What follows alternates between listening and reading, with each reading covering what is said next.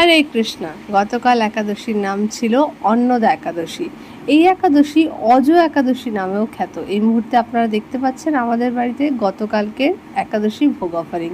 এই একাদশী এত শক্তিশালী যে এর মহিমা বর্ণনা করে শাস্ত্রে বর্ণনা আছে যে মহারাজ হরিশ্চন্দ্র, যিনি অনেক অধঃপতিত হয়েছিলেন কোনো কর্ম বিপাকে, তিনি তার রাজ্য, স্ত্রী, পুত্র, ধন সম্পদ সব কিছু ফিরে পেয়েছিলেন এই একাদশী নিষ্ঠা সহকারে পালন করার ফলে। এবং আজ হচ্ছে দ্বাদশী। এই মুহূর্তে আপনারা দেখতে পাচ্ছেন আমাদের বাড়িতে দ্বাদশী ভোগ নিবেদন।